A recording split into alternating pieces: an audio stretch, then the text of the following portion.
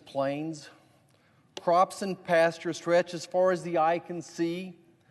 Grain elevators replace a city's skyscrapers, and the whisper of the wind substitutes the screech of sirens and traffic. What truly makes the prairie special, however, is the people of the plains. Kindness and resilience define Kansans. Churches that seem entirely too big for the tiny towns they tower over are filled on Sundays. And neighbors are checking on each other, sharing food, sharing laughs, maybe sharing a cup of coffee and even a few beers. And perhaps this is why Senator Bob Dole reminded me every time I saw him, Roger, always remember where you're from. In every speech I ever heard him give, he always said, always remember where you're from. I've thought a lot about that this week. What was Senator Dole saying? Why was that so important? And I think, reflecting, he always wanted to make sure that he remembered his Kansas values and that the people of Russell, Kansas shaped his life, to pay honor to them and respect. This week, Kansans lost a great friend and neighbor. Senator Bob Dole, a personification of the gentle toughness cultivated in the rural Midwest, an advocate for the disabled, the hungry, our veterans, and our American way of life, a genuine, once-in-a-generation, from the greatest generation, American hero, has been called home. It was to these same plains that a young Robert Dole returned from war, critically wounded from injuries sustained in 1945 on a battlefield in Italy. The people of Russell had chipped in money, $1,800 to be exact, into a cigar box on the counter of Dawson's drugstore, where a young Bob Dole once worked as a soda jerk. These funds were used to help offset the cost of his recovery. And it was a grueling recovery. During his 3-year hospital stay, he spent time in a body cast. He fought horrible infections that shot his temperature to over 109 degrees, which forced the doctors to pack him in ice. He literally underwent dozens of surgeries on his shoulder, his arm, and even to remove a kidney.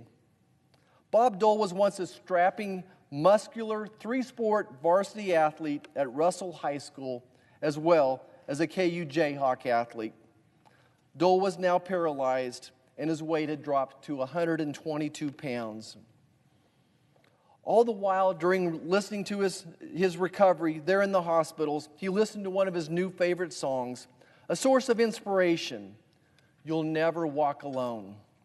And I quote from that Rodgers and Hammerstein classic, "Walk on with hope in your heart, and you'll never walk alone."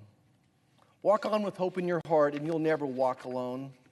Americans know of Bob Dole's record of public service. Whether it was passing the Reagan agenda through the Senate, saving Social Security from bankruptcy, fighting hunger in the United States and abroad, the Americans with Disabilities Act, his work for veterans that includes the construction of the World War II Memorial, and so much more. Americans know of his time at the helm of the Republican National Committee, the United States Senate, and the party's presidential ticket. They may even be aware when in 2014 he regained the strength to travel and visited all 105 Kansas counties to simply say, thank you for the life they've given him. People may also know that most Saturdays of the past decade, Senator Dole quietly sat on the south side of the World War II Memorial to greet and thank veterans as the honor flights came to Washington, D.C. And it was only fitting that Kansans gathered there this morning to pay homage and respect and remember our hero. All of this he did with humility, with charm, and wit, that famous wit that made him so likable, so effective, and so Kansan. As we in the Capitol honor Senator Dole, I remember the days that followed his famous salute of President George H.W. Bush's casket in the Capitol Rotunda. A moment that inspired and captivated the world.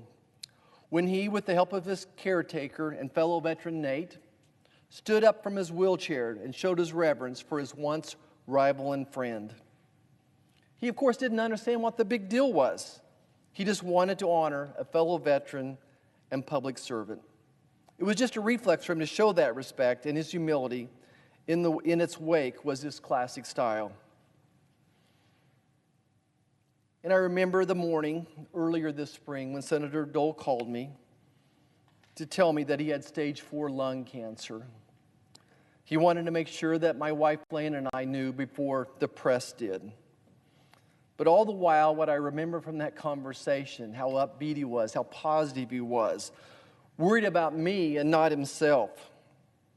But he, again, beat the odds and spent more quality time with all of us.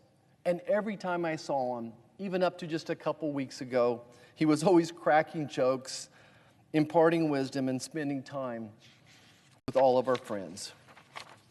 I'm so grateful for the blessing of each moment spent with him before and after that call, and I can't express what I would give for another one of those moments. As I know is true for his wife, our friend, Senator Elizabeth, and his most steadfast supporter and advocate, his daughter Robin. The same goes for his devoted staff, who are like family to the Doles. Whenever we visited the Doles, that staff were all family members.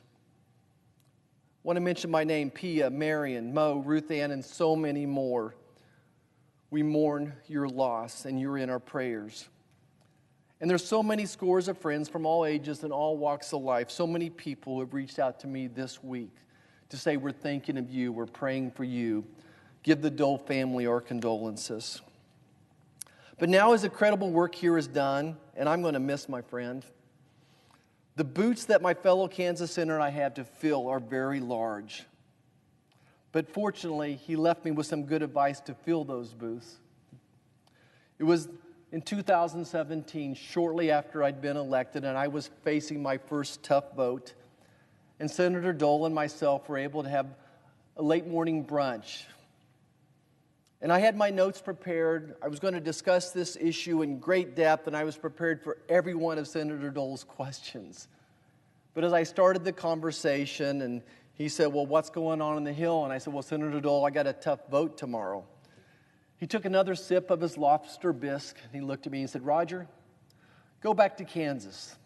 The people of Kansas will tell you the answer. I know I'm going to never measure up to his standard. He set a tremendous bar for us to reach. And while Senator Dole is gone, the lessons we can all learn from his life will be lived out and passed on. Certainly this spirit, the spirit of Bob Dole, a spirit of patriotism, hope, honor, loyalty, respect, service, and genuine kindness and concern for others will never fade. One of the best days of my time in Congress was watching Senator Dole receive the Congressional Gold Medal in 2018 in our nation's Capitol Rotunda. It was a special honor. And as a freshman congressman, I had to kind of fight my way to the front row or near the front row, and I was surrounded by other members of Congress as well.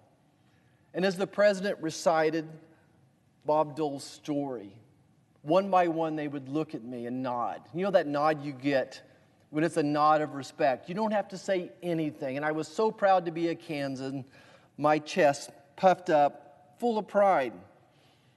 It just made me so very proud to be there with a Kansan, to see this is what a congressman, a senator is supposed to look like. For months, as we led up to that event, his family and friends and staff watched as he struggled to regain strength after several more health setbacks. I remember the family didn't think he'd be able to attend. But much like the wounded Bob Dole in the 1940s, he was able to accept that award personally. He miraculously recovered like he had so many times before. And at that marvelous ceremony where he got to hear the gratitude of a nation, the song, You'll Never Walk Alone, was played. And I was close enough, I could see him mouth the words to the president. This is my favorite song.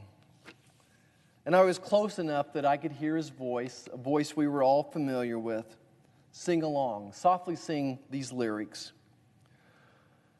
When you walk through a storm, hold your head up high and don't be afraid of the dark.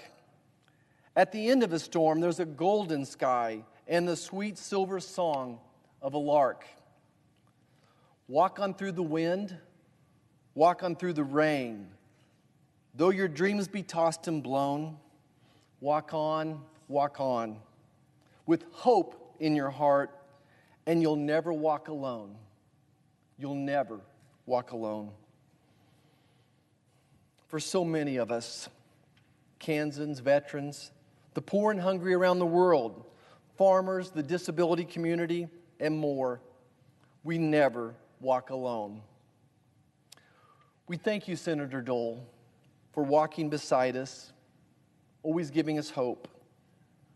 We love you, we miss you, and we thank you. God bless America. I yield the floor.